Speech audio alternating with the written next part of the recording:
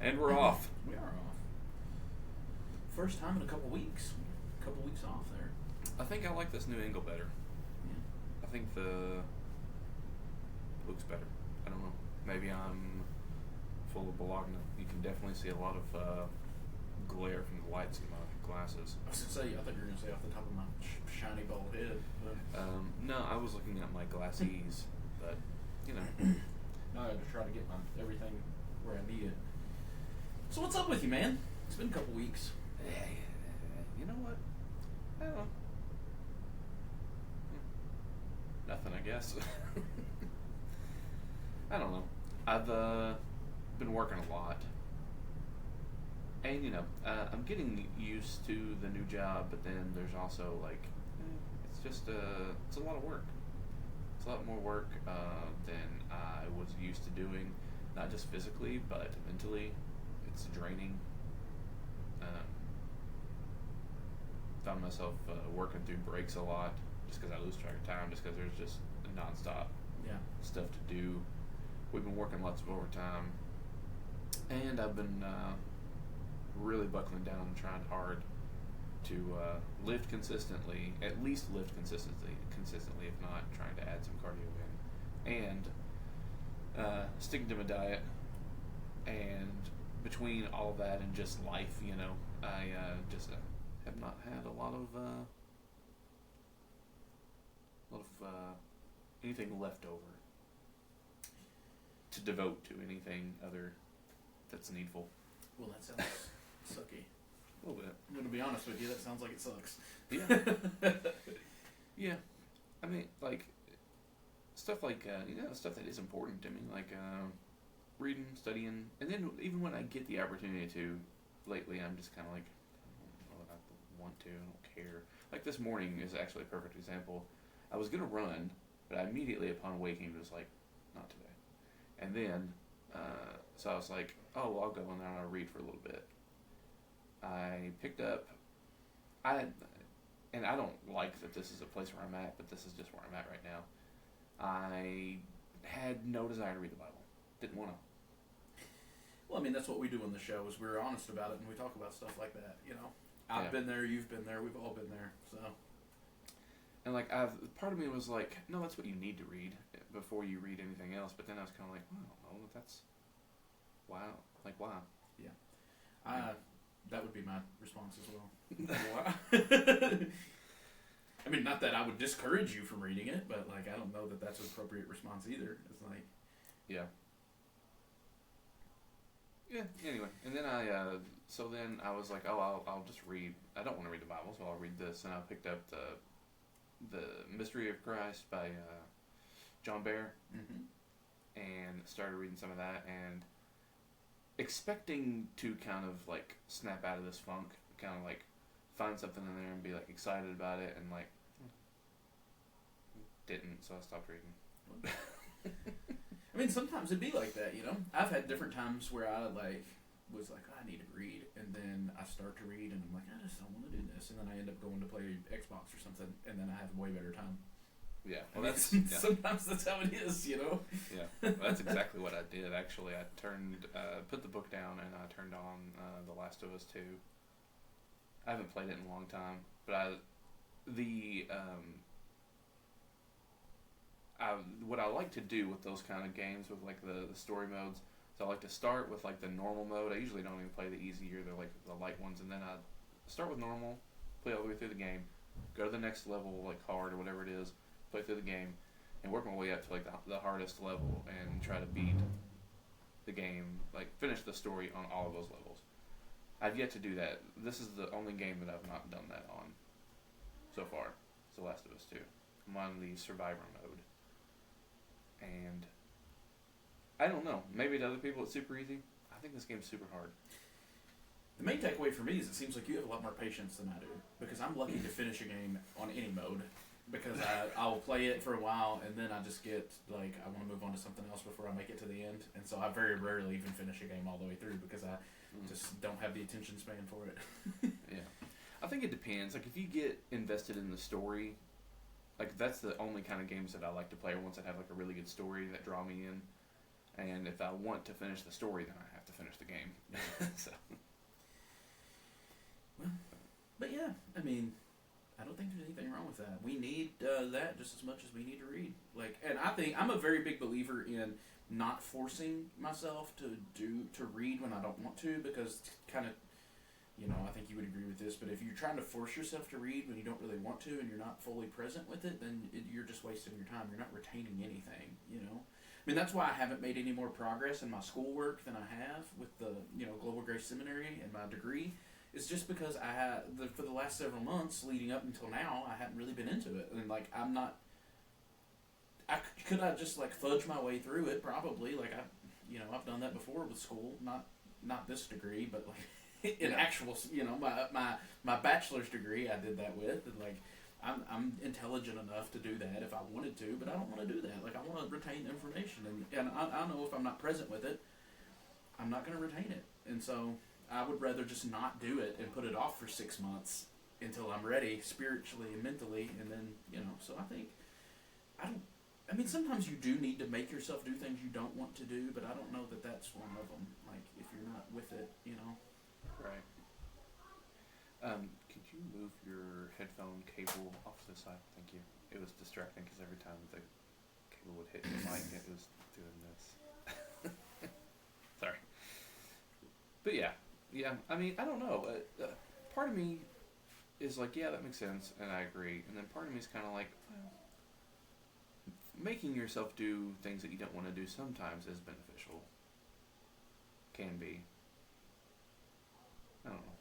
I think the one thing that where I would maybe push back on against myself is if you were specifically reading the Bible, and not because it's the Bible and that makes it different than other books, but because that most of the time when you're reading that John Bear book, you're going to read it through one time and then probably not going to come back to it, or you may refer back to it occasionally, but the Bible's in scriptures are something that you're going to just come back to time and time and time and time again. So I think that there can be a case to where even when you don't want to read it, it's probably maybe I do think that you're going to get something out of it even if you don't necessarily want to, and it's not like you're going to read it, not retain what you need to, and then never read it again. You're going to keep coming back to it. You know what I mean? So right. I think that may be a little bit different.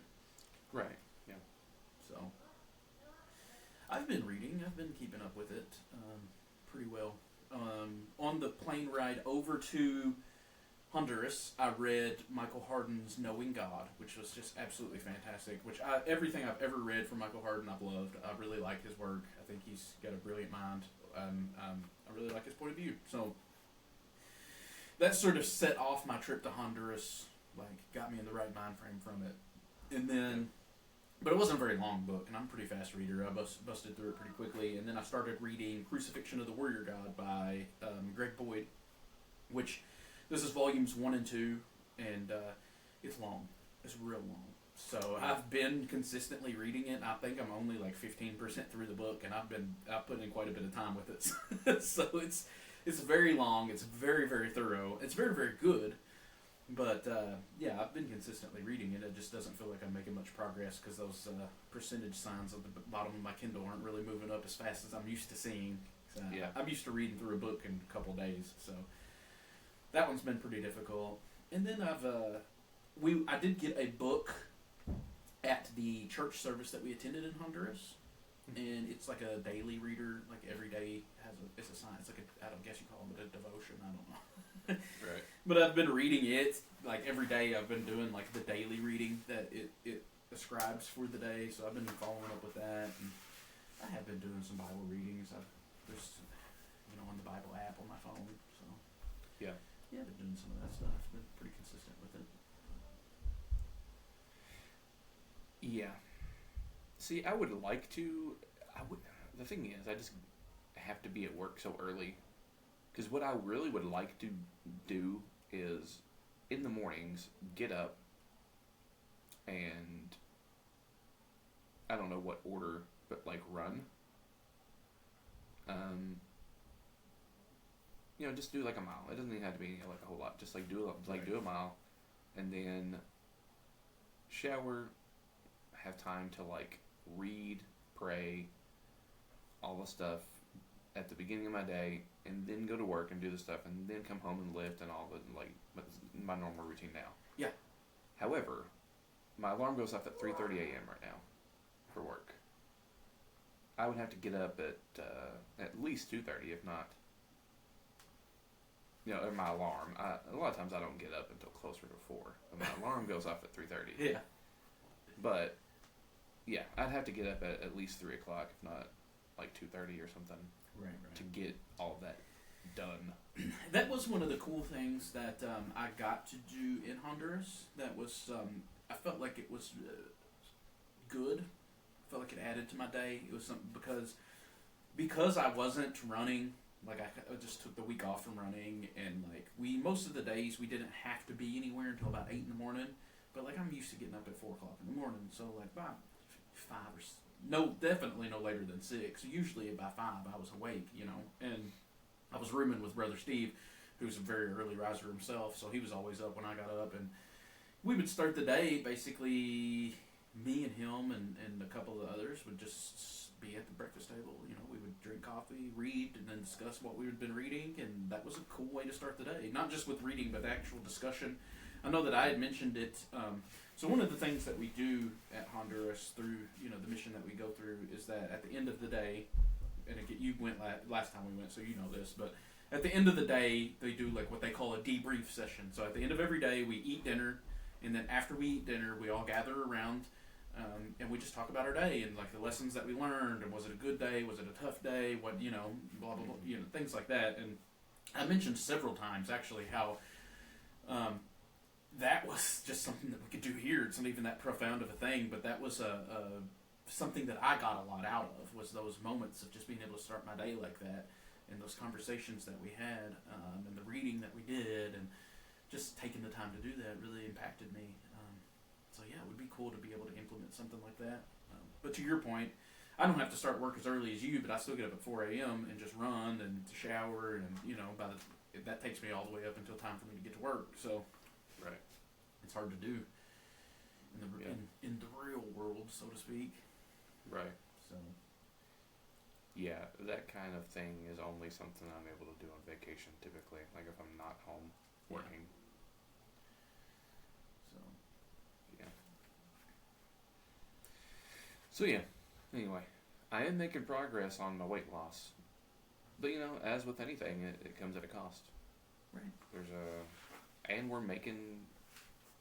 we're still trying to save for our Alaska trip, our anniversary trip next year, and we are making significant progress there because of all the overtime.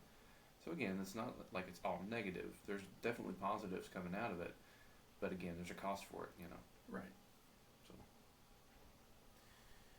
Well, so I don't want to make it sound like everything's terrible. Debbie Downer. No, I get it, man. I get it.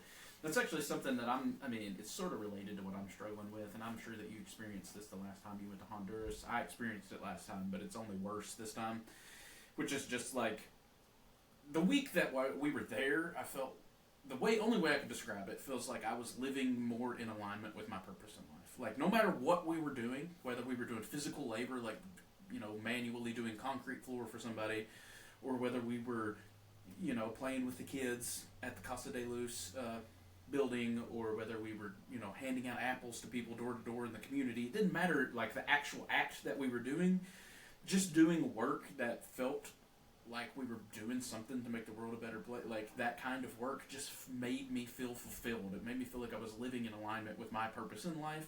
And so to go from that to coming back to the kind of life I live here, where I go to, my job pays me really well, and it's not a bad job. That's why I always struggle to talk about it. I don't have a bad job. I don't hate my job. I work with good people. It's a fine job. It pays me well, but I get no fulfillment out of it at all. Like I feel dead inside. And so to go from living where you feel like you're living in alignment with your purpose to coming back to the world to where you just feel empty and hollow and dead, it's so hard. And I'm really struggling with that right now. I don't know what to do with that. Yeah. Because I also feel like I'm in a situation in my life where I don't know, there's nothing I can do about it without just causing chaos for my family and the world around me. You know what I mean? So I don't know what to do about that. And I'm kind of struggling with it mentally and emotionally right now. Yeah. I do think that there's probably more things we could do locally that would, you know, hit that spot, so to speak. Yeah. I don't think scratch that itch. I don't think you have to go to a foreign country to do that, but to the point of what we've been talking about already, when? Like, right. Because of the kind of work that we do and the hours that we're putting in and all that stuff, like, when are we going to do it? You know, like, what free time we have, if we were to add anything else onto that, it's going to make us dread doing the things that we want to do because you don't have any sort of free time, you know? Like, yeah.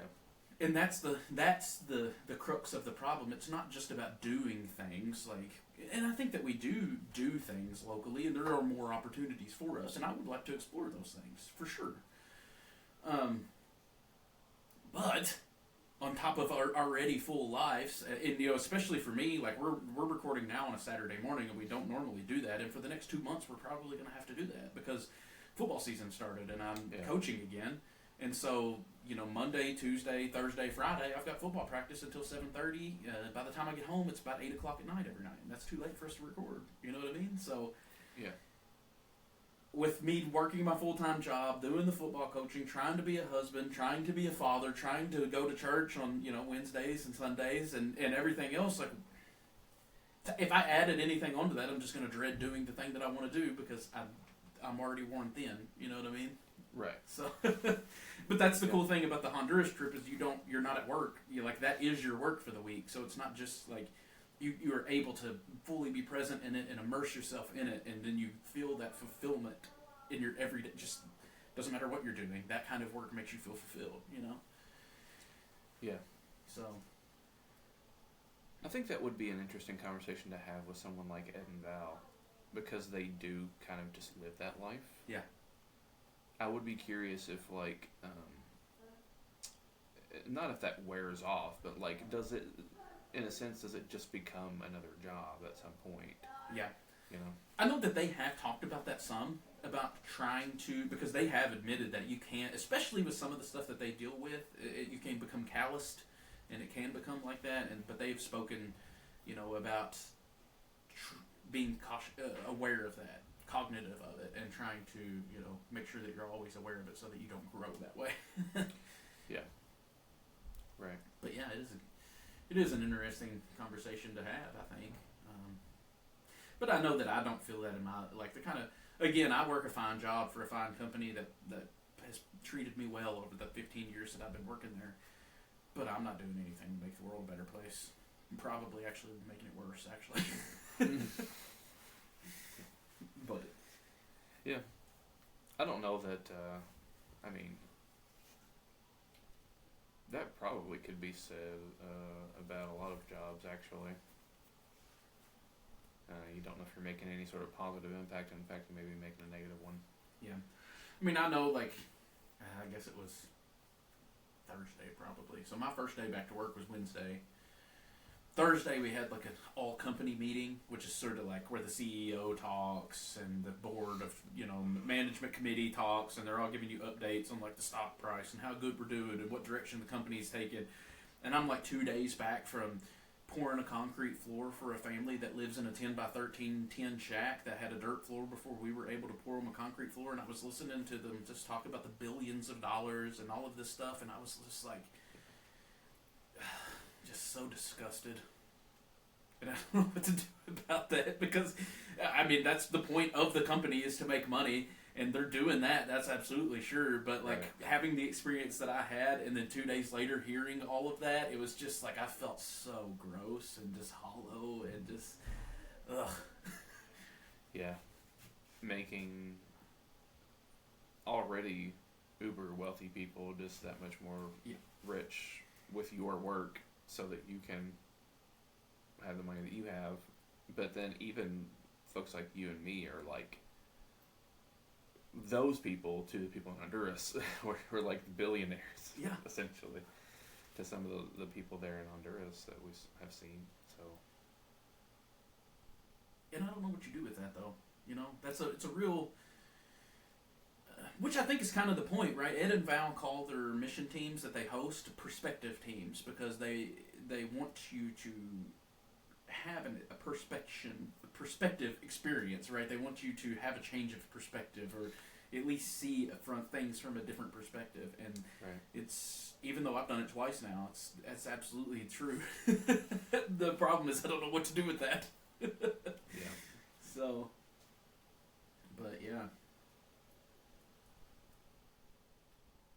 It's been really good for me in a lot of ways. I'm sort of what we've talked about so far makes it sound negative, but that's absolutely not the case. It's been wonderful for me in various different ways. I mean, it has caused that struggle sort of morally with me, and just like the returning to everyday life and what you do with that. That's certainly been the biggest struggle, but I couldn't name all the positives out of it. One thing, and this is maybe can kick us off a little bit towards a topic that we may hit on, but at the last night, at the sort of debrief session when we were talking not just about our day, but just the overall trip, one of the things that I had mentioned was how it was really, really, really good for me specifically to be a part of work like that, because I got to be a part of what I would call the real gospel. And I'm someone who's been, anybody's listened to this show before would not be surprised by this, because I talk about it all the time, but I'm someone that's been very, very spiritually negatively affected by some of what I would call the gross side of church, I guess, which is just the mixing of politics and religion, Christian nationalism, what I would call hatred in the name of Jesus, like all of those things, discrimination in the name of religion. Those are all things that I would say have really, I've went so far on this show to say I've struggled even in the past to call myself a Christian, simply because I've struggled with those particular things. And so actually being involved in what is the good side of it, has been good for me. It reminded me that there is a real gospel, and that it is good news to the poor, and that it is worth fighting for, and it is worth participating in. And so all of that has really invigorated me, and it made me grateful for that.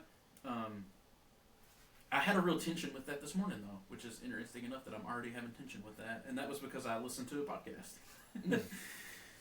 So I don't know what you do with that, because then you're just like, I don't want to be that kind of person that's like just plugging my fingers in my ear, like blah blah blah, I'm not paying attention to anything around me. But then like I can't help but then when I listen to some certain things, it just has that negative impact on me. Like I was listening to a podcast this morning, and it was a podcast I've been listening to for ever since I originally deconstructed, actually, which is the Heretic Happy Hour, which has went over several iterations. But right now it's currently Matthew DiStefano and Keith Giles, which are both writers. I've read multiple books by both authors. I love their perspectives. I'm a big fan of both guys and their show.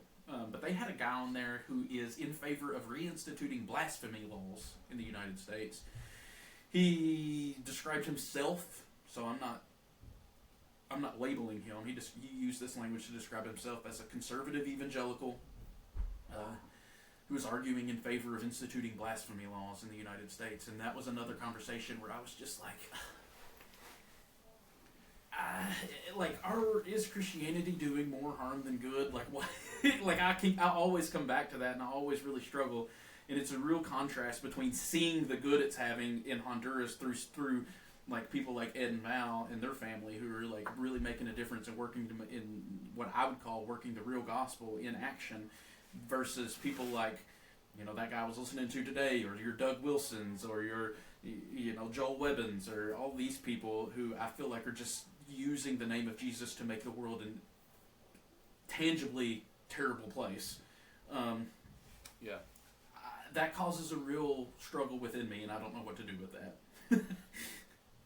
Yeah, I was started listening to a podcast, and actually I listened to a couple different ones this morning. I told you earlier before we started recording that I started listening to one this morning, and it was over an hour, and I got almost to the end of it, and I don't know how much I could repeat back what was said. I didn't catch the gist of it. It was the Convocation Unscripted, which is Jamar Tisby, Kristen Cobes-Dumais, and their, I cannot think of the other two, Robbie something. And there's usually 4 people on there. Yeah. And I cannot think of the other gal's name. You would know her. Is it Diana Butler Bass? Yes. Yeah. Yeah.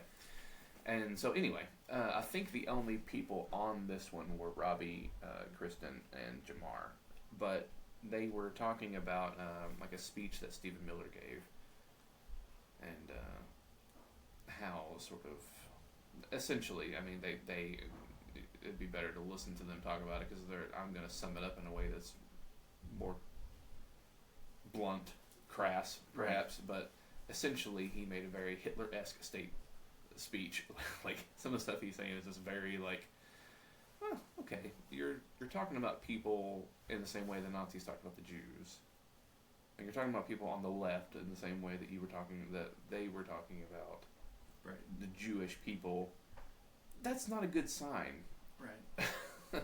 And so, but then I also started on the way over here listening to another podcast where they were talking about the Odyssey a little bit, and yeah, the thing is with the guy that you're talking about, somebody has to decide what is and isn't blasphemy in that framework, right? And who is it going to be? Well, they talked about that extensively. Apparently, he is whoever just has the most numbers. Apparently, they asked him bluntly because he was talking about that, and Stefano was like, "So, but who gets to define what it?" He was like, "I don't think your version of God is really God. I think your version of God is a blasphemy." Right. Which is, I would agree with Matthew. I think that's his version of God is a blasphemy. But he was like, "Well, but I've got more number. I got more people on my side, so we get to decide what Christianity is."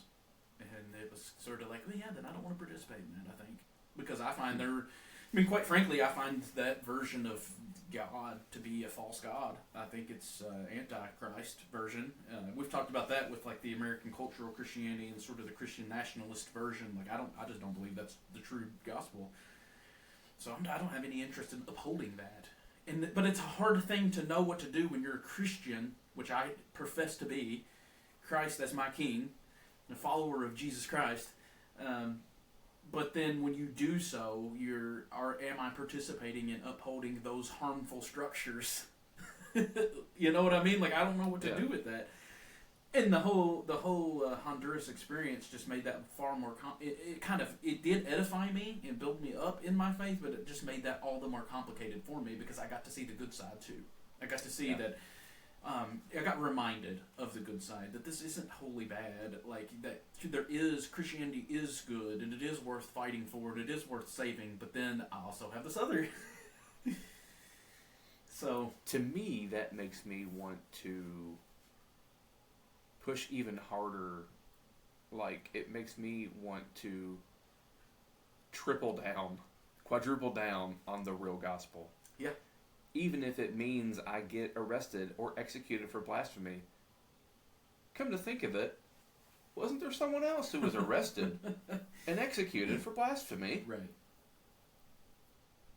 Huh. Wasn't he the one talking? Wasn't that the guy that the whole gospel narrative is about? Right. Interesting. Well, and that's why I use... Very interesting! And that's why I use the language that I very specifically used the language I did when I was describing it about being that version of God and Jesus being Antichrist to me. Because to me, it's literally opposed to... It's just embodying the opponents of Jesus in his own time. Like, I don't know how... People like that guy, and I don't even remember his name, in that podcast. Like, I don't know how you read the Gospels and not see yourself as the Pharisees in that story. Like, I don't understand. It's so. I'm getting fired up about it. Actually, the thing is, if it wasn't so sad, it would be hilarious. That's kind of why I'm like chuckling. And also kind of fighting back tears at the same time. Right. Because it's hilarious, actually, on one level. On another level, my God, it's sad. It is sad because it makes me, as someone who is a professing Christian, it makes me, it really puts a blow to my hope. Because it really makes me sad when I contemplate on the fact that, like, there's been times, even within this past year, recently, where I have thought, is Christianity worth fighting for? And, like, I don't say that proudly. I say that brokenheartedly. it makes me sad, to think that I've had that thought, because that's the state of Christianity today for me, is like, and that doesn't mean it's wholly bad. Again, I've had this experience in Honduras where I got to see it in action, the good stuff, the real stuff, which was beautiful and profound. But it just complicates things for me all the more. Yeah. To me, I still... I remain way more hopeful, I guess. Like, that's why I said what I said. Like, I think, for me, it makes me, like, no, that's not Christianity, and I won't stand for it. Right. Well, there is a real gospel, and that ain't it. And I will die to defend the real one.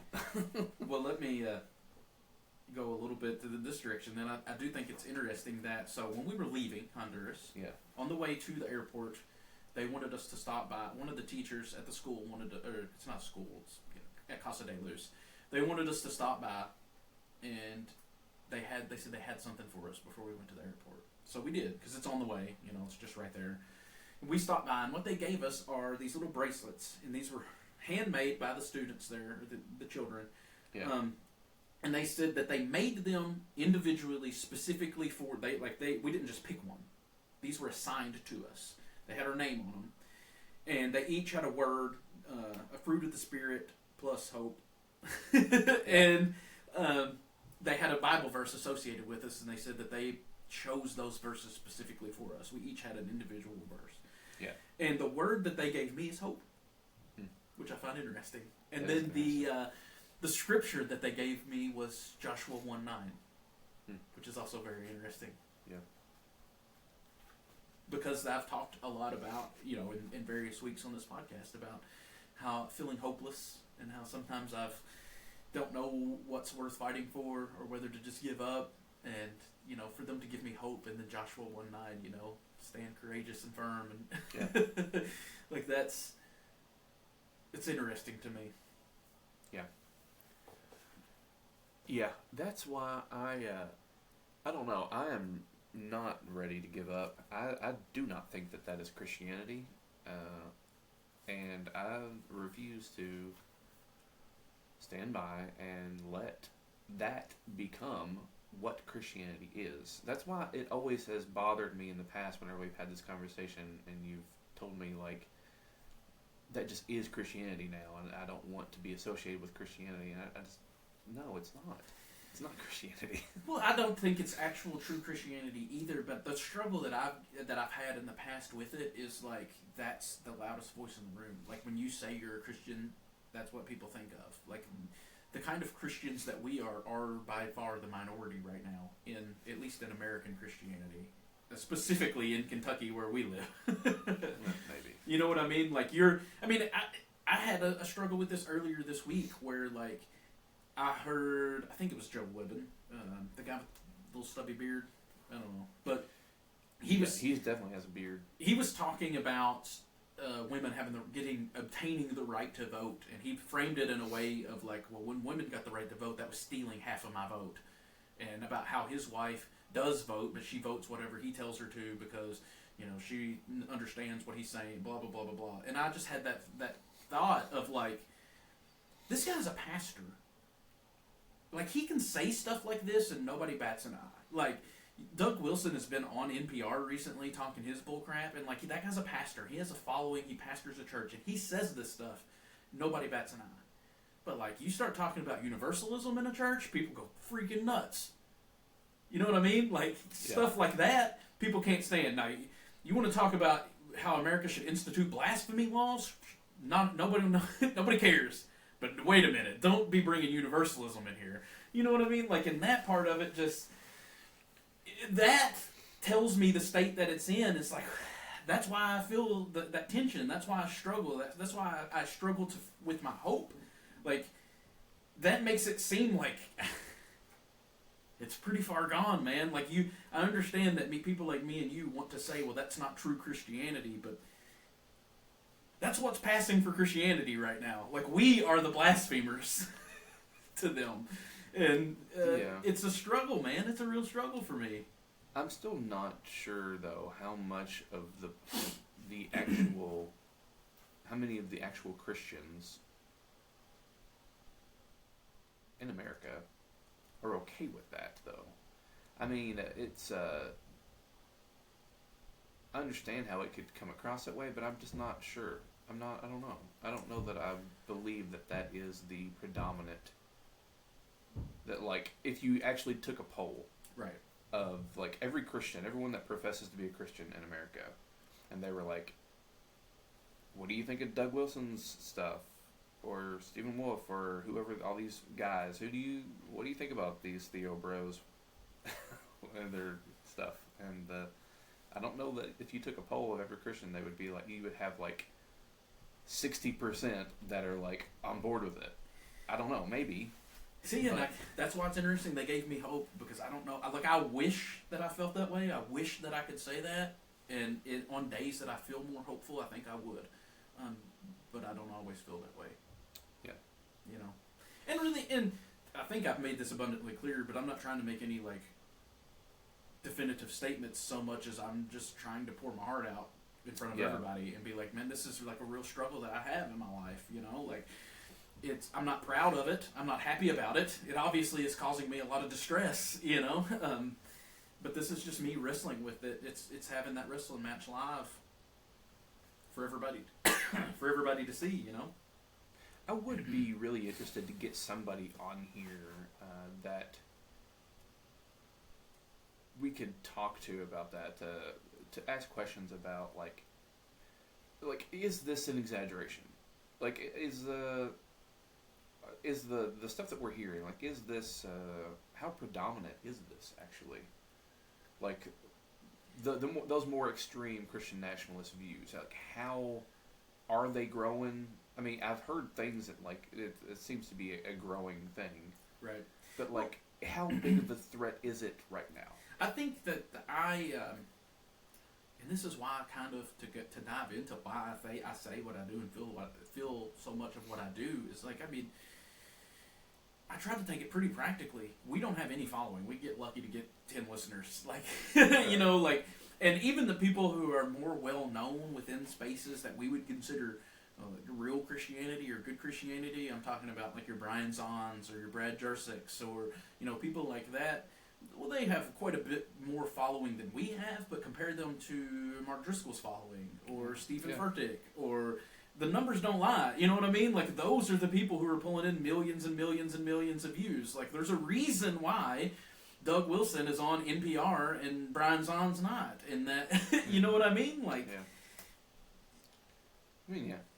So, I mean, I know that I struggle, like, I need to have more hope and that this is a real struggle for me, but I also think, like, I've used the word in the past, I think I'm just practical. Like, I'm just not, and I'm not saying that you do this by any means, but I'm very cautious of not just burying my head in the sand just because that's what I want to believe. You know what I mean? Like, I try to be very realistic and practical, and, like, I understand that I want to be hopeful, but the reality that I'm experiencing doesn't always align with that, you know?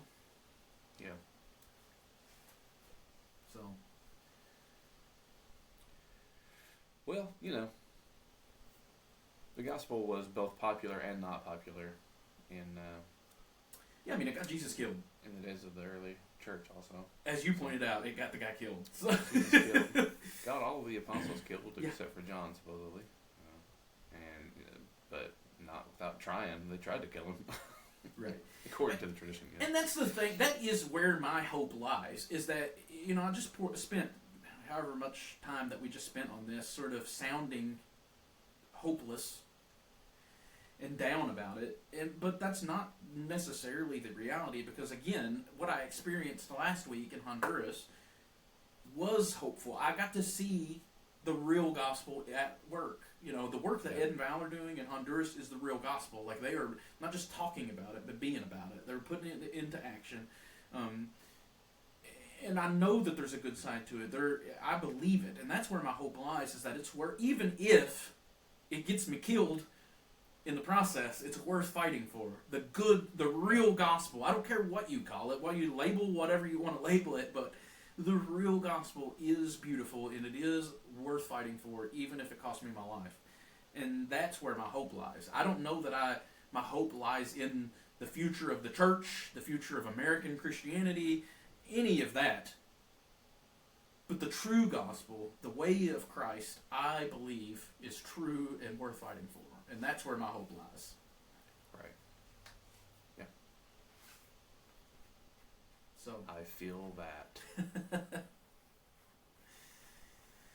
And that's another interesting thing about the experience that we had in Honduras was that, and I actually mentioned this in a private conversation with somebody while we were still there, was like, it was less about, because so much of Christianity over here currently, and at least in the world that we're in, is about what you believe. Like, a lot of American, especially American evangelical Christianity, has become they wouldn't frame it like this, but your beliefs save you. You have to believe the right things. It's all about what you believe. And I spent a week walking what I would consider walking the gospel, caring for the poor, feeding the hungry. I couldn't tell you what any of those people believe, really. Right. Theologically speaking, I mean, some of it came up just in passing through various conversations, so I wouldn't say it's universally true. But for the most part, like when I was working, pouring concrete for that family, I didn't ask them what they believed. Right. I was just doing it. Yeah. You know what I mean? Like when I knocked on the doors to hand people apples, I wasn't like, well, I'm only going to give you this apple if you... like, no, it was just... And to me, that was beautiful as well. Because it is so much of like church life and Christian life in America is like a theological debate. Everybody has to come into agreement about what this means, and it was just kind of walking the real gospel. That never was a problem. It never came up. Right. It was something that I'm hyper aware of because I know, in that setting and the team wise is probably, I would say, lines up more traditional evangelical, and I'm not.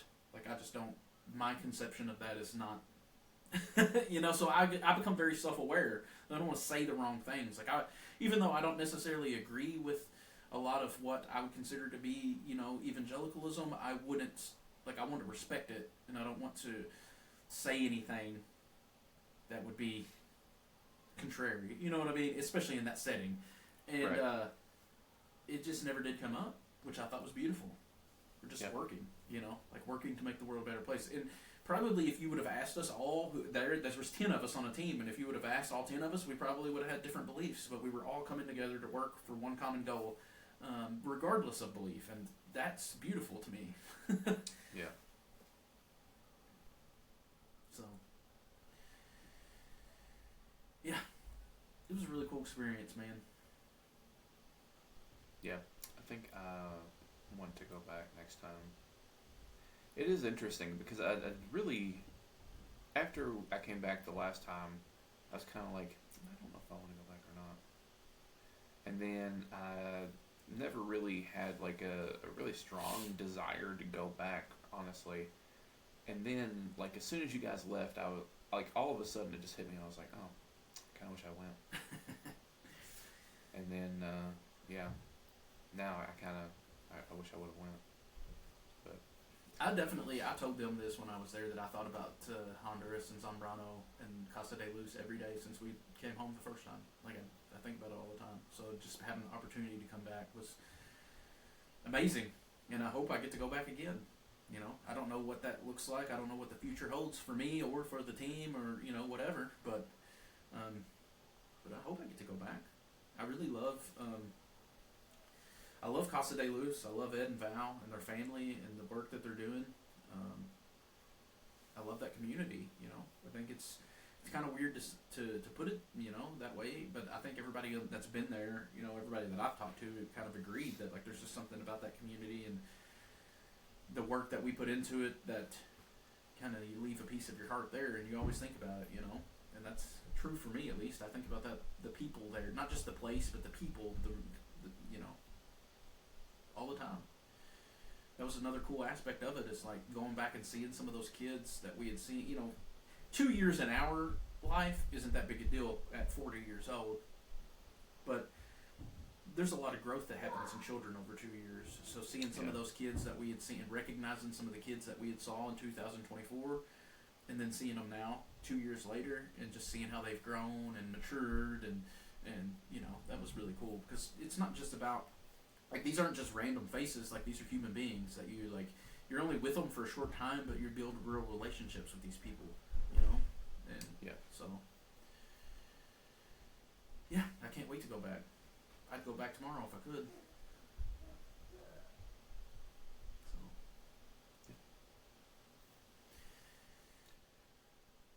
yeah, they're doing truly doing the Lord's work out there. I think so. I mean, I think that's doing our part to bring the kingdom on earth as it is in heaven, you know? Yeah. So.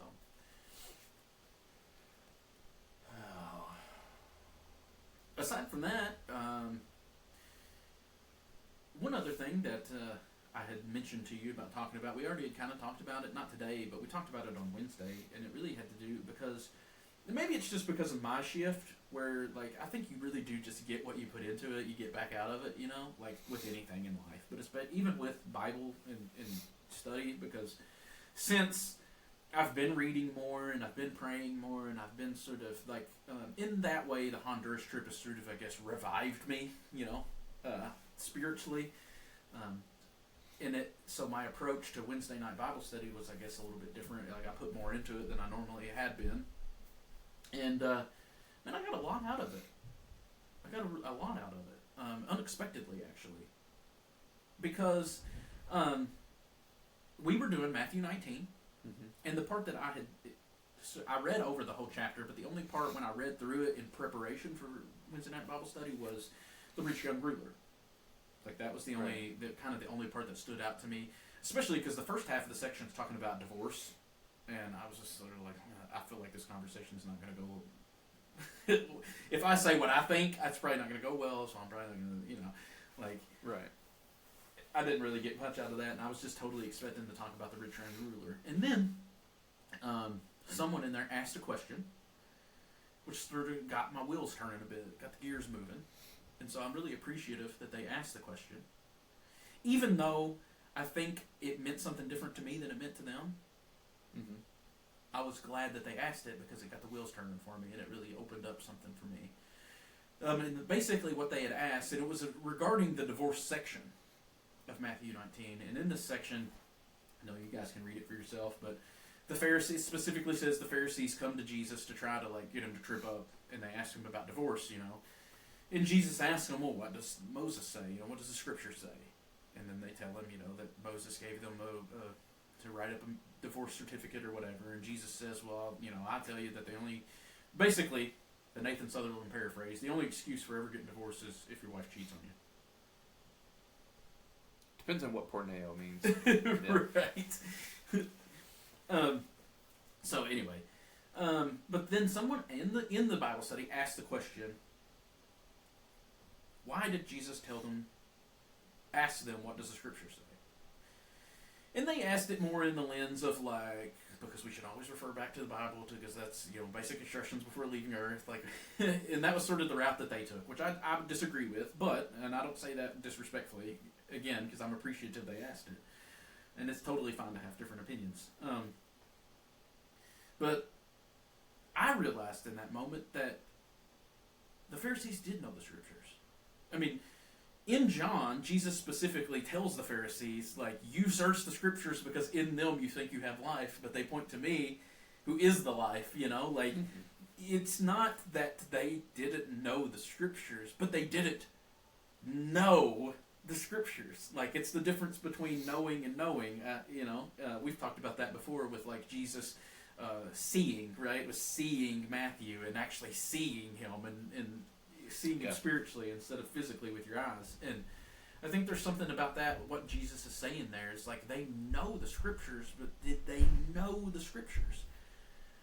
And I realized in that moment that the conversation that we're having over, like, divorce, like, oh, this passage is obviously about marriage, and it's about a man and a wife, a male and a female, biblical marriage. this is what it looks like to be biblically married, and this is what it means. And I realized in that moment, we're still asking the same questions the Pharisees are. Like, Jesus is telling them there, you know the words, but you don't understand what it's about. You have no idea what it's about. Like, you don't know the scriptures. And I realized in that moment, like, we're still having the wrong conversation. We're still asking the wrong questions. Because we're going to this text asking it, well, then what does biblical marriage look like? What is the role of the male, and what is the role of the female? At various points in the conversation, we talked about, masculine and feminine, and male and female, and blah, blah, blah, and, like, in that moment, I just sort of realized, like, I don't think that's what this is about at all. I think Jesus is saying, like, pointing to something deeper. This is about spirituality. Like, it's not about the fleshly things, like, about how we live our lives externally. It's about turning inward. Jesus tells us his very first message, metanoia, because the kingdom of God within. Like, the call is always to go within, but we continue to try to apply it. That's literally what the Pharisees were doing. Like, they knew the law. They knew the prophets. They knew it all. They were experts in it. But they didn't actually understand what any of it was about, it seems. That's my interpretation, at least. But right, you can know the scriptures inside and out, but if you don't know them in the sense that they've been open to you, like, in the same way that they were open to those on the road to Emmaus, the two on the road to Emmaus, unless you read it with Jesus as your rabbi, as your teacher, then I don't know that it does you any good. You end up asking questions like the Pharisees did. So yeah, anyway, and I probably take that further than, maybe I even take it further than you're comfortable with, because to me it's not, it has nothing to do with a man and woman getting married. Now that I have meditated on it and prayed on it and read it and contemplated on what Jesus said, like, I literally think it is, what Jesus is pointing to is something deeper. Like, he's telling us, he points to and says, what God has brought together, let no man tear asunder. Like, that's, to me, it's talking about the delusion of separation there, which we've talked about extensively, right? We think that our sins have caused God to turn his back on us, that he has separated himself from us because I'm too dirty to look upon, and he's telling us, quit it. Like, that's what we're preaching from pulpits in Christianity today, and Jesus is telling us, God has made us. Behold the man. What do we see in Jesus? We see the union of the divine and the flesh. That's what God has brought together. And yet we, through the things that we say, because we just can't believe God's grace is that good, we can't believe he can look on a dirty, rotten sinner like me, because we can't believe that, we continue to drive that wedge between man and God. You admit that you're a dirty, rotten sinner. Yeah, you don't deserve it. You don't deserve this. Like, that's the message that we continually pound through to people. And he's telling us, no, union. You are a beloved son. Like, why do we keep doing that? Like, I think that's, especially in the context of, like, the Pharisees and Jesus' original audience, like, that was the conception they had, was God is confined to the Holy of Holies. Not out here with us dirty, rotten sinners. The only place that you can meet with God is the Holy of Holies. And Jesus destroys that false doctrine. Well, he is the Holy of Holies. Exactly. Yeah. See, for me, that whole question is never even, it's not even really a factor. Like, the thing is, you don't have to deny your dirty, rotten sinnerness. The thing is, it just doesn't really matter that much. Right. In the grand scheme of things. It's like asking whether your child deserves this or that. It's like, that doesn't really matter whether they deserve. You're a father. If you're a good father, you're going to provide for them. You're going to do what you need to do. You're going to love them. Right. And that doesn't necessarily mean that they get a free pass on everything. There is correction and stuff like that involved in that. But you don't need Finn to come to you and tell you how bad he is all the time and just constantly be at your feet thanking you for being his dad, even though he's such a jerk. You wouldn't stand for that. Right. Like, that's not what is needed. It's not about you at all. We say that, on the one hand, we always are always like, oh, it's all about him, it's all about him. But then we always make it about us. Right. It is all about Him. So quit worrying about whether you deserve anything or not. Right. So anyway, I read that totally about that. It's where, Jesus is saying, like, no, what God has put together, quit trying to drive a wedge between that. Quit trying to separate that. Quit trying to divorce those things. Quit trying to divorce God from man. As David said, whether I ascend to heavens or descend into Sheol, as far as the east is from the west, I cannot escape God. Like, you can't be separate from God. So quit trying. Like, quit trying to separate people from God. Like, that, to me, that's what it's actually about. That's what the whole thing is pointing to. It has literally nothing to do with people getting married. I mean, and on one hand, I know that's probably controversial to people because they're like, well, it's literally what it's talking about here. Yes, I understand that. But, like, I also understand that that's not what any of this stuff is about. I mean, Jesus has said in multiple occasions, really, that he said, when he's asked about sort of the extreme scenario about the woman who has married a brother and then he dies, and then as the custom goes, he goes through all 7 brothers and they all die, and then in the resurrection, whose wife will she be? And he's like, well, I mean, in the kingdom there's no marriage.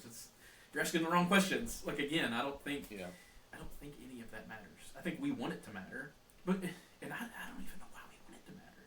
Kind of. I think we want stuff like that to matter because we want to control people, maybe even if we don't understand it. But, like, no, marriage has to look a certain way. Why? Why do you care? Why do you care?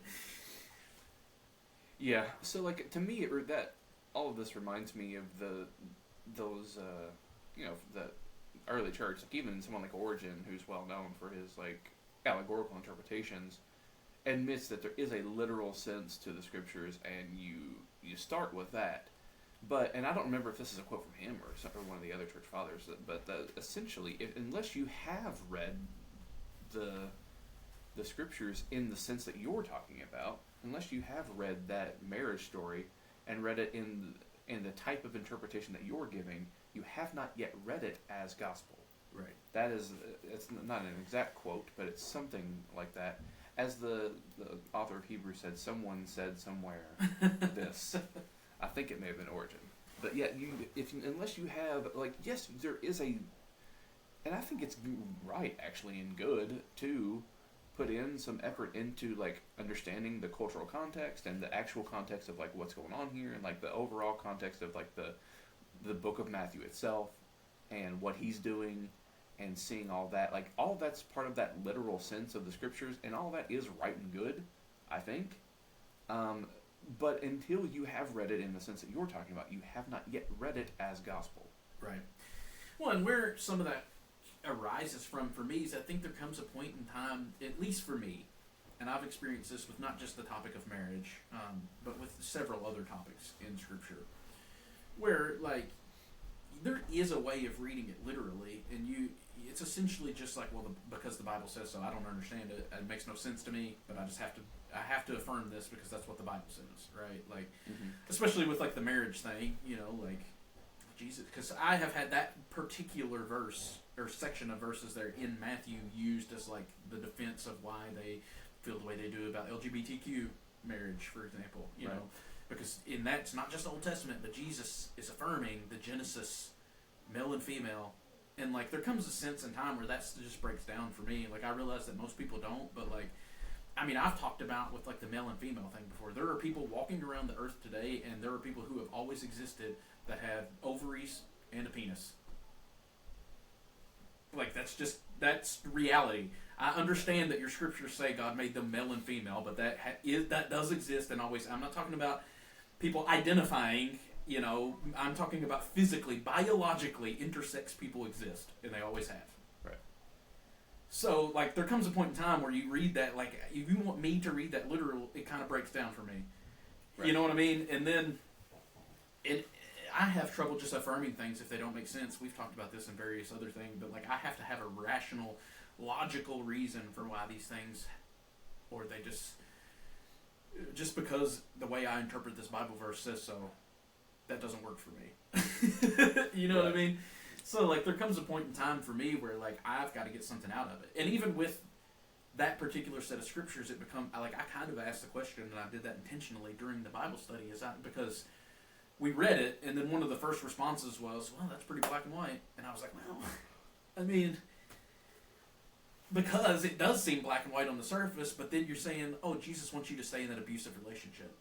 There's a man who physically punches his wife every day, and according to Jesus, that woman, if she divorces her husband, she's an adulteress.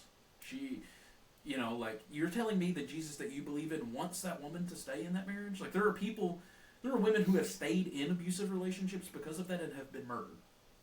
Yeah. That's the Jesus you believe in? Well, like, if you think that that's what that's about, and that what Jesus is saying is to be taken literally there, then yeah, that's what you think Jesus is about. I don't believe that. So then it breaks down. Like, then what do I do with that? Yeah. You know what I mean? Yes. The question for me is that even a good literal reading? Yeah. Because, like, I think that there are, like, with all the stuff that I said, that, like, I think not just, like, looking at the cultural context, but, like, looking at what the gospel author, what the author of this gospel, what is his goal? What is he doing? And what are the things that these characters in this story, what is the things that Jesus is saying, and the things that they're saying to him, and their interactions with each other, what is that trying to tell you, and what is Matthew trying to get at in it? I don't think he's just, like, stating a rule about marriage that we're supposed to hold for all of eternity. I mean, I don't even know what I'm saying is, like, even in those types of instances, and it's not just about this particular story, but, like, even in those instances, I'm skeptical of whether that's even a good literal reading. Yeah. I mean, maybe. I don't know. I mean, it's a question to ask. Like, Yeah. Obviously, I don't think it's a good reading of it, you know. But I read it the way I do, and there are a lot of people that are going to think they're going to just think, oh, well, you're just trying to explain away things you don't like. Well, like, I'm married to one woman, but even the most conservative interpretations of biblical marriage, I fit the scenario. So, Right. You know. So, and I don't ever plan on getting divorced, and my wife doesn't beat me. So. Right. So yeah, it's not about that, but it's just, to me, I don't know. It's just a better way. Which, partially, I guess I'm more inclined to read scriptures that way now, just simply because that's the mind frame of sort of the book I'm reading. The crucifixion of the Word of God is like that, where, like, it's really attacking sort of that literalistic reading of scripture, that flat, plain, well, this is what the Bible says, and I believe it, without, like, applying any sort of critical thinking to it. And so that's just the lens that I'm using now. You know? Right. Yeah, I had a question earlier that came to mind, because I did that this morning, and I thought, I might ask Sal when I talk to him today, see if maybe I'm just a crazy person, or silly. Whenever you read a book, and you know the author, if you know the author's voice, do you, like, read it in the author's voice in your head? No. Okay, I'm a crazy person. I mean, maybe I'm the crazy person. Maybe you're the normal one. Like, I don't do it with, like, anything that I read, but, Yeah. like, for example, I was reading that John Bear book today, and John Bear has a very specific accent, very specific voice. So in my head, as I'm reading the book, I'm reading it and hearing his voice in my head read it. And I've done that. I do that with, like, anything I read from Chris Green, because I know his voice well enough to know, like, it's almost like he's reading it to me. Yeah. But, like, in my mind, you know. That is interesting. No, I don't guess I've ever done that. Not at least that I've noticed. Yeah. The same thing with, like, BZ or Brad Jerzik. Anyone that I know their voice well enough to know, like, when I read what they've written, I read it in their voice. Which throws me for a loop sometimes whenever I listen to an audiobook from one of them, and it's not them reading it. Yeah. You know? But yeah, I don't know. I mean, maybe some people will just not like that, but it's been helpful for me. Like, it's given me a renewed vigor for, I guess, the gospel of Christianity and the Bible, and just altogether, it's helped me with the Bible, because, like, I'm kind of to the point in my own walk to where, like, if you're just telling me, well, it just is what it says, and that is, and you just have to accept it, well, then, like, I'm not going to read it. I don't care about it.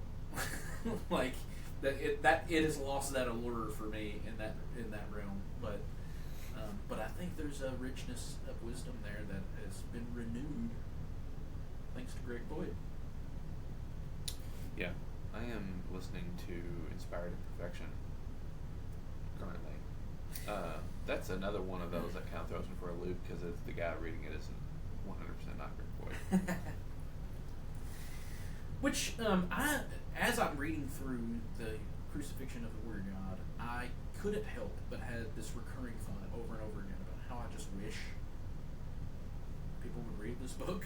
And I know it's a difficult one to recommend because it is so long, and it's not just long, but it's written in a way that's very there's at the end of every chapter there's probably 10 pages worth of footnotes of just citations because he is going heavy. Like, it's very academic, it's very cross-referenced, it's very cited, you know.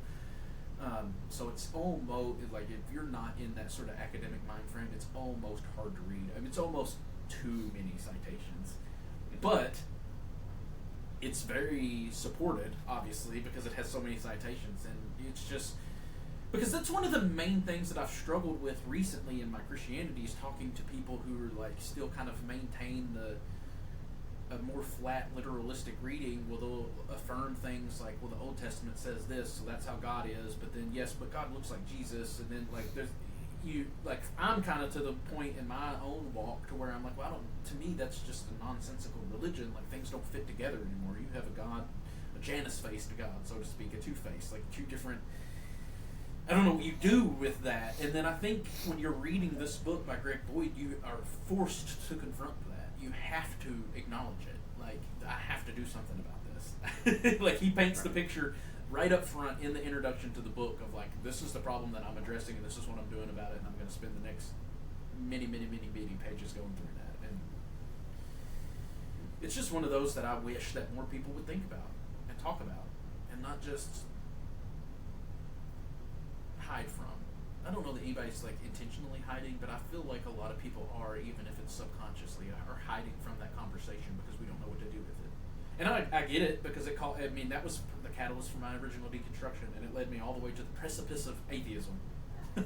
Yeah. You know, I didn't know what to do with it. So it's certainly a dangerous thing to toy with, but I've come out the other side of it in a much better place, I think. At least some people would disagree with that, but yeah, depends on your perspective. Yeah.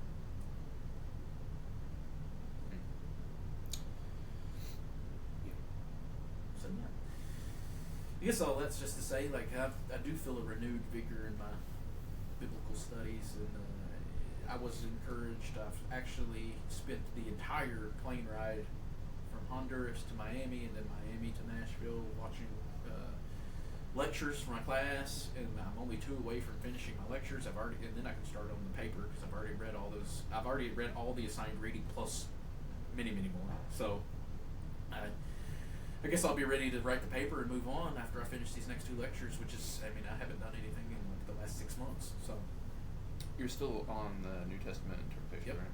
Yep. What's the next class? I don't remember. No. But yeah, so I guess that's good that it's kind of re-inspired me to want to finish and move forward in my studies. You know. Yeah. It's almost funny because when I got back home, I was in a reinvigorated state, which you'd expect. You go on a mission trip, that's what you expect. But it really did positively inspire me this time. And like I said, I had started reading again. I had been inspired to read not just my scriptures but my books, watching lectures, and like really inspired, and was really participating in Wednesday night study, and like was really like I get passionate about because because the gospel is so beautiful. The real gospel is so beautiful to me that it does like ignite that passion within me to like want to share and want to be fired up about it. Man, it's exciting. It's beautiful.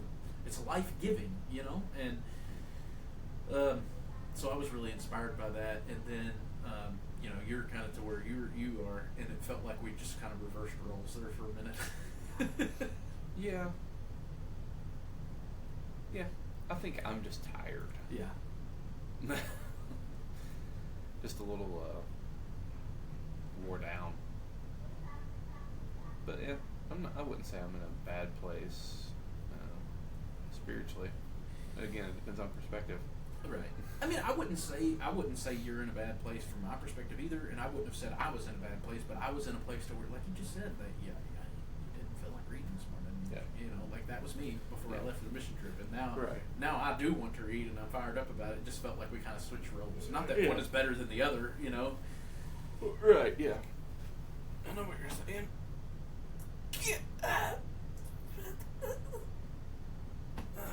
That stretch almost took my life. Yeah, I guess I'm reinvigorated is the right word. I already used it, but I guess that's the right word to use. So I'm reinvigorated by it. I'm inspired, motivated.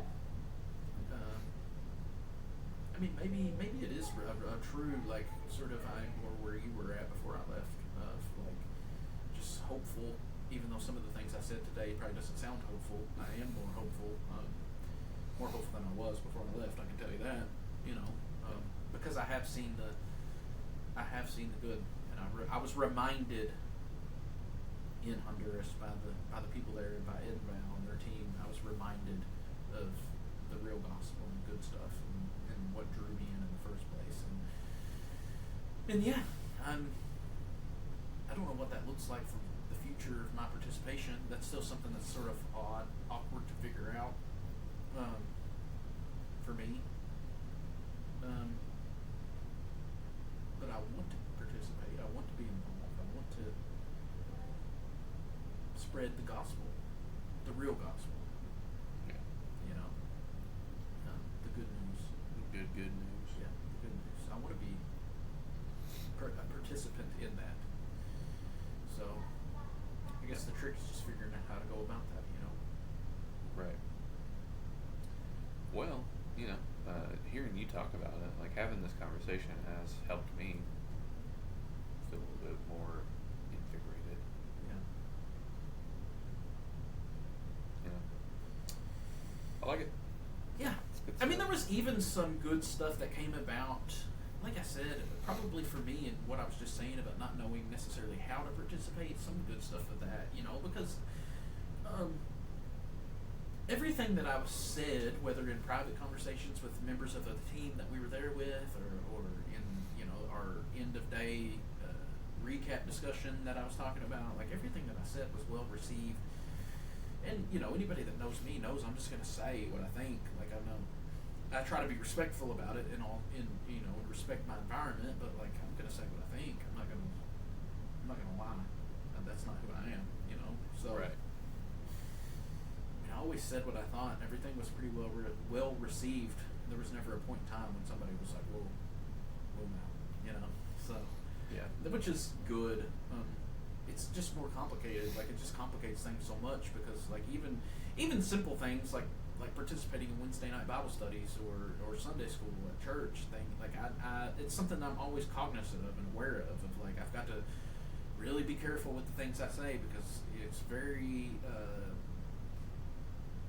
don't know, not always well received, you know, and I don't want to be someone who causes problems.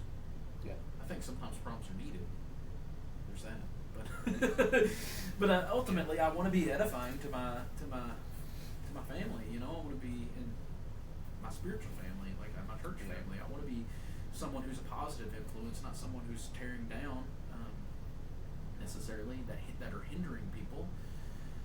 But you know, having those conversations with people was good for that. You know, I felt like we had really good conversations around the breakfast table there, and you know, and some of it had to do with things like I said what I thought about it. People received it well, so I don't know, man. It's a complicated thing. When you're in our position where you don't always fit the mold, it's hard to know how to participate. And I don't know if you haven't been kind of on what feels like the outside, I don't know that you can really appreciate how hard that is for people like us. Yeah. Where we have a real desire to want to be a part of the group and a real desire to want to participate, but then not sure how to participate, not sure what's going to be well received. And then some of it is so upside down that it's almost like, if I can't share this, then what can't, like, this is the whole point to me. So like if I'm not welcome to share that, then like what am I even doing here at all? You know? So I don't know, man. It's a complicated place to be in. So Yeah. I'll just say yes.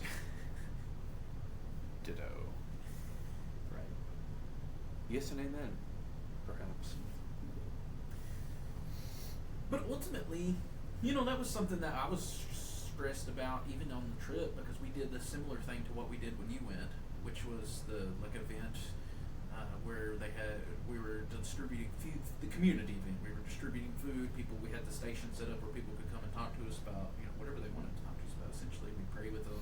We had Bibles for them, food, etc. And the last time we went, in 2024, that was the most stressful day for me, because and I don't know that I ever admitted this, but the reason it's not. Anybody who knows me knows I'm not afraid to talk to people. I'm not I can have a conversation with anyone. But what was actually causing me anxiety was I didn't know how to say what I wanted to say without either lying to myself or lying to other people. You know what I mean? Because I didn't want to say something that was contradictory to what everybody else was saying, but at the same time I didn't want to lie and say things that I just didn't actually believe just so I could fit in. That's not me. Like I've never been that person who just says what the group wants me to say so that I fit in. And so I had a lot of anxiety over that day because I didn't want to be put in a situation where I was sitting across the table for somebody and had to lie to them or lie to myself. That's where my anxiety came from. And we did the same event this year, and I didn't have the same anxiety around it this time, and I didn't lie to anyone, and I didn't lie to myself. I told them what I think is the gospel, and it was well received, and it went well. Actually better than I thought or anticipated. So yeah.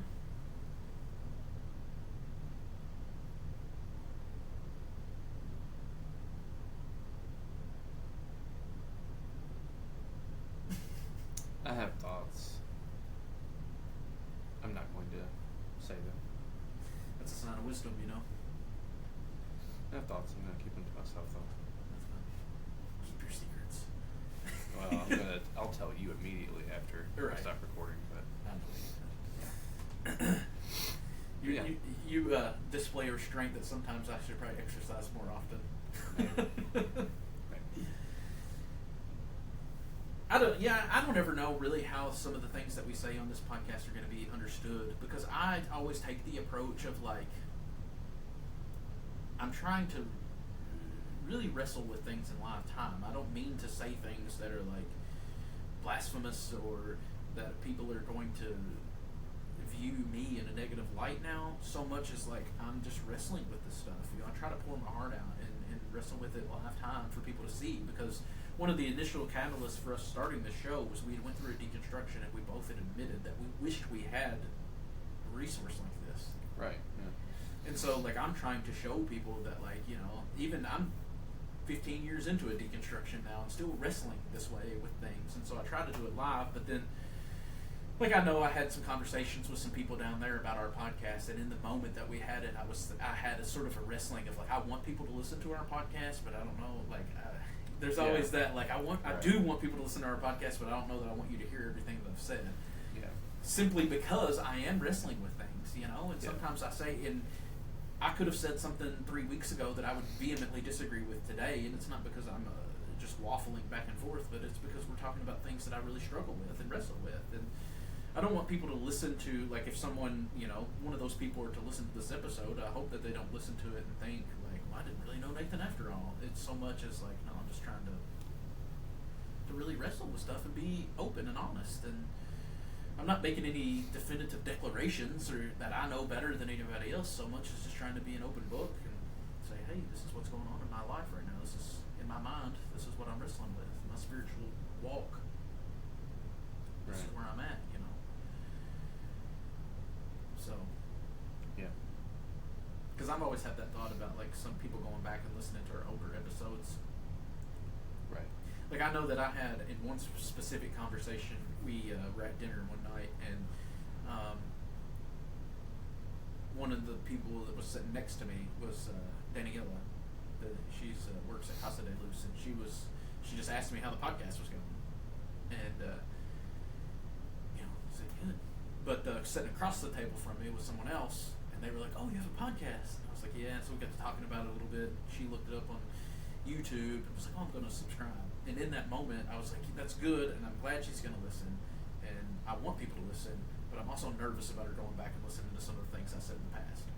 Not because I don't believe them, or because I wish that I hadn't. There probably are some things I wish I hadn't said, but mostly just because, like I said, these aren't pre-rehearsed conversations that we're having. A lot of times that we're really wrestling with things that are lifetime wrestling, and sometimes I will say things that I wish I hadn't have said. I'll speak out of emotion. Because those are emotions I'm feeling in the moment, and I don't want people to, like, especially because the version of you that you were talking to that day isn't the same version of me that recorded an episode 8 months ago. And so if you go back and listen to a conversation that I had with you 8 months ago, you're going to probably hear a different version of me. You know what I mean? So there's always that sort of anxiety about people going back and listening to some of our older episodes. Yeah, I feel that too. Like, I actually went back and listened to some of our really old episodes recently, and I was kind of, you can hear, I can hear at least, immaturity. I can hear some of the stuff that I said specifically. I remember thinking, oh, there's a little cringe. Yeah, I think that you can, at least I can, see where, from the time we started this thing to where we are now, I see a lot of growth. It may be growth that looked like death certain times. Right. You know what I mean? But growth nonetheless. I think a natural part of growing is screwing things up, and I think part of coming to the knowledge of the truth is to wrestle with the lies. There is a wrestling with all of this that leads to maturity, but the process isn't always pretty. Right. And I think that you can see at certain times at different places. I think that an element of that in both of us. It's not just you, like me too. But I think it's just the nature of the kind of show that we do.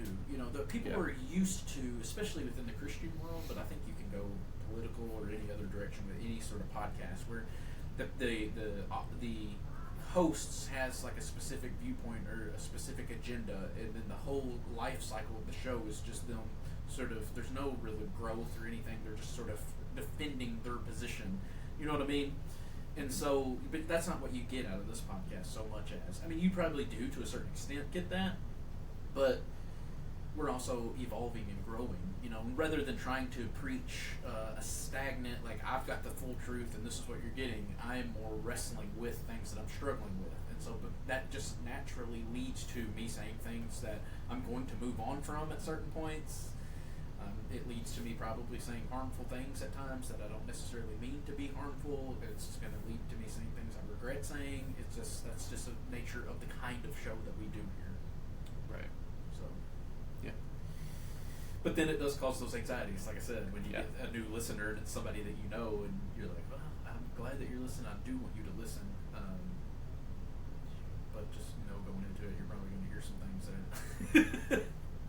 I had that same anxiety whenever you told me about that. Yeah. Like, well, I don't want Ed and Val to think we're heretics, and but Not let us ever come back again. yeah, I hope that's not the case. I mean, I think that they've seen I've spent 2 weeks with them now, and I think they were 2 good weeks, and I think they know my heart. right, I've poured out enough of my heart to them I feel like for them to know who I am. So yeah, I'm definitely not perfect, and all figured out. I struggle. I'm struggling today with certain aspects. I'll struggle tomorrow with different aspects. Like, it's just part of. Yeah. Because one of the things you get with me is I'm going to be honest, right? I'm going to be honest with myself and with other people. That's one of the key principles, I guess I would call it, that I sort of live my life by. Because I'm not going to be fake. You're not going to get fake with me. Sometimes that means you're going to get a version of me that I wish didn't exist at times. But it's real. You know, what you're going to get is real. And Right. one thing about being real and being a human is that we're human. So you're going to get emotion, you're going to get fallibility, you're going to get struggle, you're going to get pain, you're going to get trauma. All of those things shape the things that we say and the way we think. And so you're going to get some Anger, of those frustration. things. Yeah. So Yeah. now, hopefully, they definitely, hopefully, though, you know, the Casa de Luz family down there in Honduras would think that about me, because I have nothing but great things to say about them. Yeah. The whole group, their whole family and extended family and organization, I have nothing but I think that they're the real deal. And they're doing the real work. And I told them that to their face, and I mean it. That they have reminded me of the goodness of God, and the goodness of the gospel and of Christ, and it's inspired me to want to keep going, to want to keep pressing in. At times when I've wanted to give up and that I've not sure that I wanted to continue down the path, they've reminded me of why I'm still here, you know. And Right. for that very reason, I hope that they don't hear anything negative out of me, because I love them, and I want to continue to work with them, and I hope they'll have me back. Yeah. So, Well, you know, I'm glad that you had a lot to say. You had to carry this episode. I haven't really said a whole lot. well, one thing I am is full of hot air. Yeah, I'm just, you know, I said it at the top. A little tired, just mentally, physically, just kind of drained, and don't really, not feeling super sharp, and you know, I just didn't really contribute much to the episode. So I'm glad you were able to carry us through.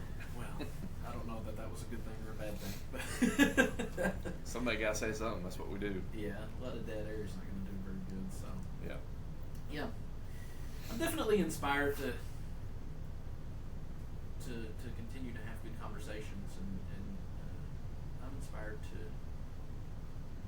keep walking the walk, man. To keep on pressing in, to use some sort of language that's maybe more familiar to our church background.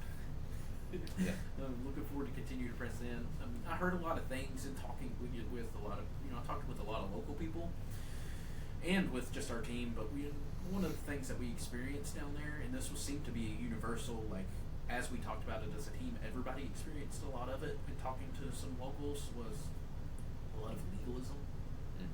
Like, I had a lot of people, multiple people told me that they believe God, believe in Jesus, they believe the Bible, everything in the Bible, blah, blah, blah. They're 100% believe, but they don't think they're Christian, and because it's essentially because they're not going to church, which, for various different reasons, a couple of them were elderly people that have trouble with mobility, Some of them, they're just living a hard life, man. Like, they're just trying to survive. Some of the people are just trying to survive. Like, going to church is a luxury. Yeah. You know what I mean? But they've been made to believe that if they don't go, they're not real Christians. You got to do things to, like, I had somebody, this wasn't somebody I talked to, but I talked to one of the team members who talked to them. They had said that, like, yeah, they said they believe in God, believe in Jesus and all that stuff, but they just didn't, they weren't interested because they're not ready to start living like a Christian. They don't want to change their life. They like the way that they live now. And I was like, well, that's something else. Like, like, that's, nobody's telling you have to do anything. Like, it's just, that aspect of it has inspired me to want to continue to proclaim the good stuff. You know what I mean? because I see so much what I would construe as misperceptions and mispresentation of the gospel and what it means, that it's inspired me to like it. And even talking with the team members, as I've explained more of like what I think is the gospel and what is good news to me, it's one of those things like you kind of, it's almost so ingrained within you that you forget about it until you start talking about it. And then it's just like, oh yeah, and then you start getting fired up about it, And so that much of it has made me want to continue to share, continue to have those conversations.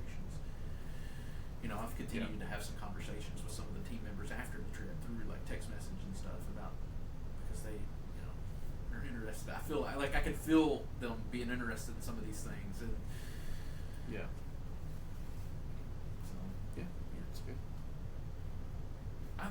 It is funny because I feel like in this we started talking about some of the things that we're struggling with, but man, there's a lot of things I'm encouraged by too.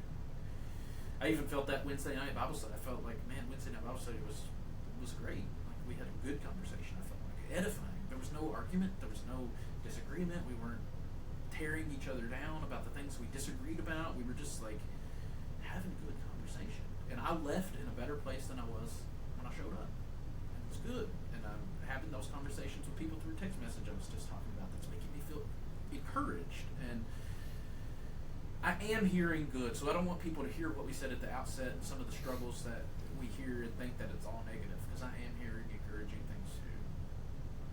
And even within our own church, like we've had here recently, we've had some struggles with certain things.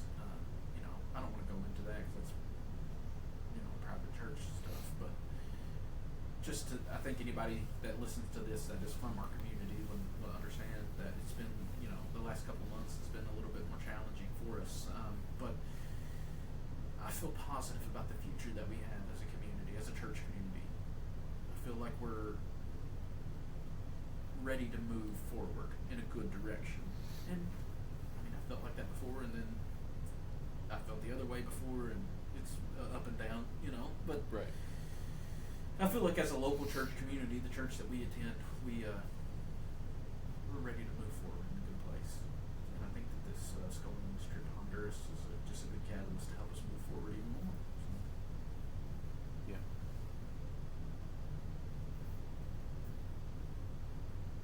Yeah.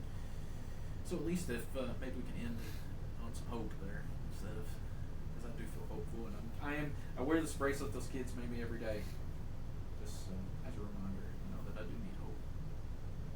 Without hope, what else do we have, really? So. Yeah. What's the quote? Hope deferred makes the heart something. You know what I'm talking about? I do. Dadgum. If I could have remembered that would have been a nice way to end the podcast. But instead, we're just going to end it all abruptly and awkwardly, I guess. You see? See.